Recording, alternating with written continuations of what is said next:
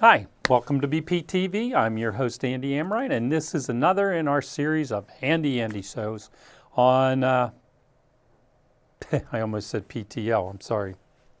Okay. Hi, welcome to BPTV. I'm your host Andy Amrine, and this is another one of our Handy Andy segments on BPTV.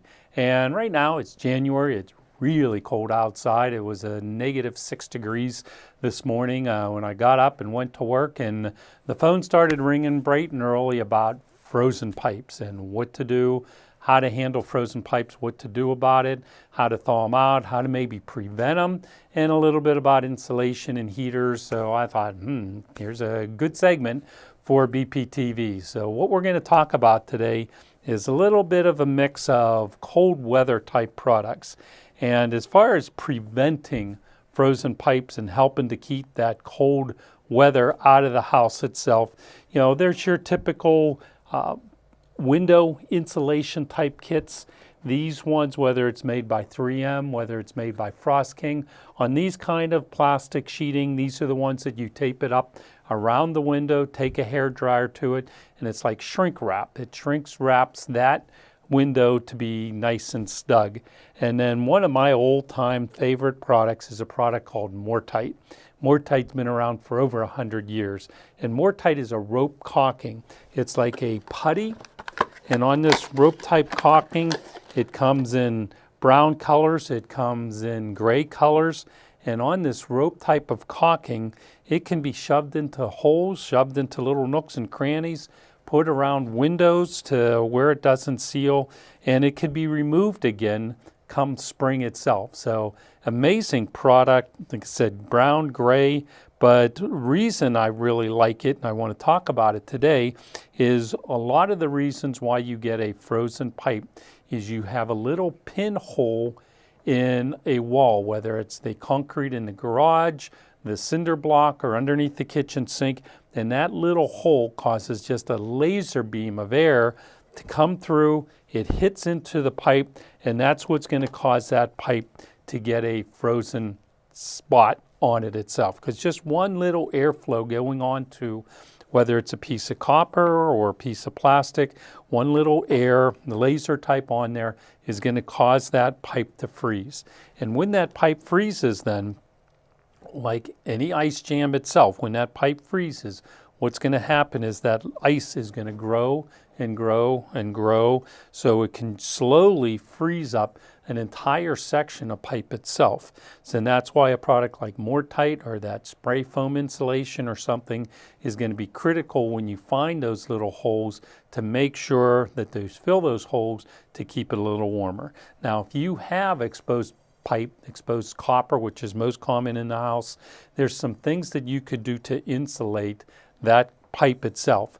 Probably the simplest, the easiest, the least expensive is just this strip type foam pipe insulation, and it's sized by 1/2 inch, 3/4, 1 inch. So you need to know the size of the pipe. This pipe here, this is a 1/2 inch diameter copper tubing. So with this being a 1/2 inch, that's the way we're sizing up the insulation itself. And that insulation is just run and wrap around that piece of copper itself to keep those air from blowing onto the pipe, causing it to freeze. Now this particular one, you see this little plastic on it. This is because this is a self-adhesive. So you could pull this plastic backing off and stick that pipe together. You can get that with or without that type of adhesive on it, but it's just a matter of making sure it's held together. And even if you're putting a piece of duct tape, electrical tape, any kind of tape over to hold it together, if in fact you don't have the self-adhesive.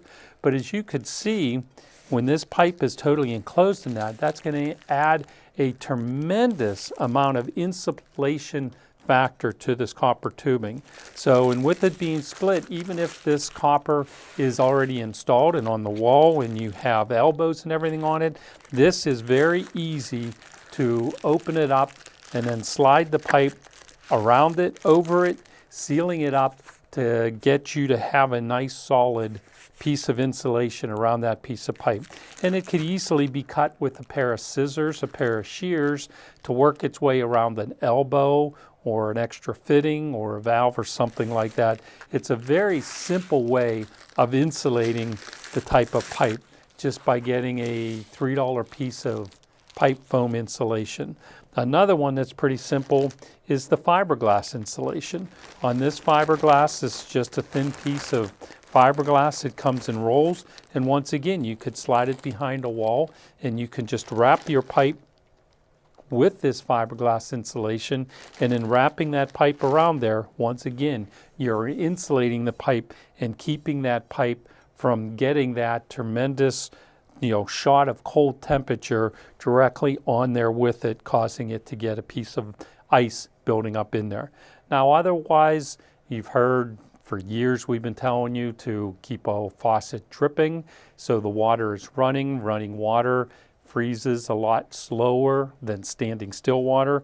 Or also open up the cabinets. You open up those cabinet doors, the hot air is going to get underneath the cabinet. So whether it's a vanity kitchen, a kitchen countertop area, or a vanity in a bathroom, opening up that countertop is going to allow the air to go in. But a little trick along with just opening up the door is please remove the clutter underneath. You have all this clutter that's underneath that kitchen cabinet. It's still going to prevent the hot air from getting underneath that cabinet and keeping the air circulating a lot to keep those pipes from freezing up. But other ways of doing it is heat cables. Heat cables are electrical type cables, and this is one of the shorter ones. It just is plugged into a regular household outlets itself. And with the heat cable has, this brand in particular, has a built-in thermostat, and it's just this heavy black wiring that actually the electrical is running through it. So with that, you make sure that the thermostat is on there, and you're just running the heating cable directly with the pipe itself, and then you tape this heat cable to the pipe. And you want to use a good grade tape. I like to use a brand called 33 Plus from 3M, and with that particular brand, I know that that tape is going to stay on there. And with this particular brand, you want to have the heat cable on the bottom of the pipe itself. This brand, you cannot wrap around the pipe, you can't overlap it, and it's just made for a straight run from end to end. So the whole trick with the heat cables is knowing what length that you need to purchase for it. This is a short 3-foot piece of cable. You can get them in 9-foot, 12-foot. There's all different sizes. This one here is a 16-foot run with it itself. But once again, it's just making sure that the thermostat on this brand is touching the copper, and the heat cable is run the full length, and you're done with it. This one comes on and off, and you're all set. This is another brand. This brand is called Easy Heat itself. This Easy Heat, this is a type of heat cable that you buy by the foot. This is one, it's like $3 a foot. It comes in 1,000-foot rolls. You figure out how much cable you need. You come down, we sell it to you by the foot, and then you're installing a plug end onto it. It's a very simple, just 2 screws. You open up the end, slide it in there, tighten it back down. It's a self-piercing type of a plug cord end on it, and everything is built right in there into it. What I like about the Easy Heat is, yes, you can still just run a single strip along the bottom of it, tape it on, and you're all done with it. But also on the Easy Heat brand, this one you can actually wrap around the pipe.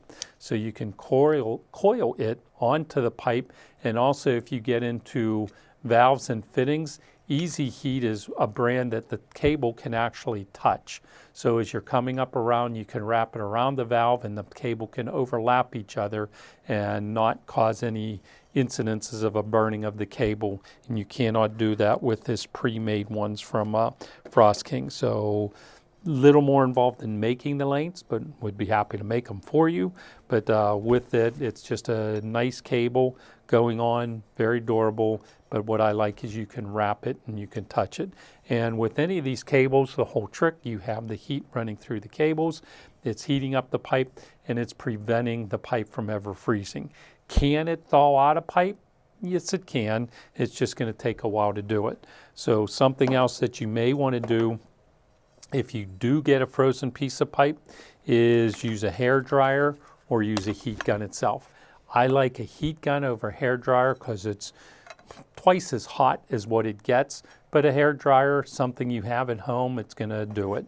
You can probably find the spot of the frozen just by feeling it, and you're going to know which part is a lot colder than the rest. But say you know that this is the area of the pipe that is frozen, you just take your hair dryer and your heat gun and you're just waving it slowly over top of the tubing itself. You don't want to just take it and put it into one spot and try and heat that spot. That could cause damage to the pipe. You want to just be waving it over top. Hair dryer or heat gun. This is a gun made by Wagner. I like it because it's super hot. It also has digital controls on the top here, if you can see. This way you can control the amount of temperature it puts out. You could increase or decrease the amount of temperature with it, but you're just slowly waving it over the pipe. And the one thing you ought to watch, if you have ends, you have fittings and so forth, you don't want to heat it to a point that that solder joint is going to come loose with it. So just waving it back and forth and thawing it out. As you're thawing pipe, you want to make sure that the faucet is turned on at the end where it's frozen, and that way as it thaws, the flow, and you're going to see the stream of water and everything continue and go straight and down the drain with it. But something else I wanted to show you today is these fittings made by a company called John Guest. Now, people may be familiar with the old SharkBite fittings. SharkBite were, once again, snap-on type fittings, but the SharkBite brand is all metal. It's all heavy brass. They work very well, but they're a little bit harder to use. There's a company called John Guest came out with a plastic version of these fittings that are just absolutely amazing. And here I have some on, here's a coupling, here's an end cap. These are, you can use them on copper, you can use them on plastic, but what makes these fittings so unique is they're just super, super easy to use. You have an even cut, you slide it, and it's all done. And this has a quarter turn lock so the fitting can't come off. You can unlock it, release the tab, and the fitting can come right back off again. So it's a super easy fitting to use. So say you had that frozen piece, you didn't know it, and as water expands, the ice expands, it'll actually split the copper tubing. So then what you have to do is after you turn the water off in the house, you're making cuts into your copper, and now you have a gap there.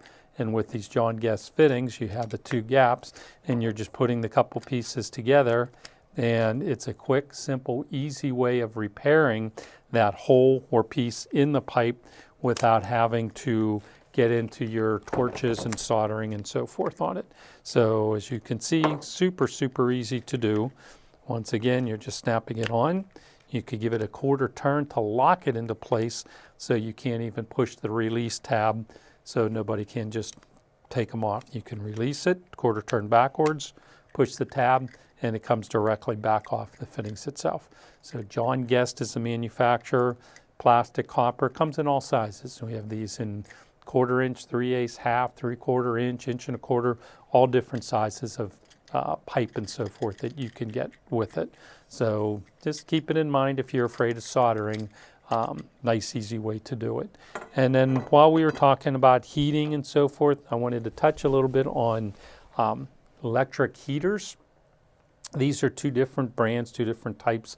The Honeywell unit is a very nice ceramic one that has heat circulating totally around. And the other one here, this is a straight old-fashioned milk house heater. And that milk house, that's a radiant type heater. So these radiant ones were the first ones that were always out, but they're super cheap to purchase, but very expensive to operate. The ceramic heaters are a lot less expensive to operate, a little bit more money up front, but with the ceramic disc heater, you're heating the ceramic disc then puts out the heat itself. So if you have frozen pipes or you're opening up those cabinet doors and you're trying to get extra supplemental heat in, a heater is a nice trick to do it. The problem, you can never, ever, ever use any type of an extension cord with electric heaters itself.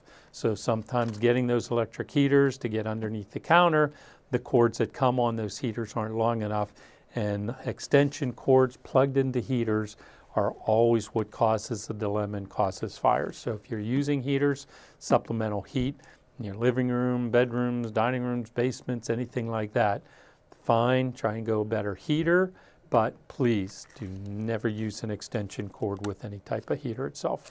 That's where you'll get the fire hazards with it.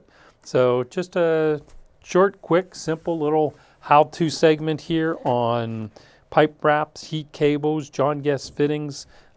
Just another fun thing to do on this cold wintry day is prevent the pipes from freezing. Then you don't have to worry about the rest. So, but I'm your host, Andy Amrine. This is our Handy Andy segment, and thank you for watching BPTV.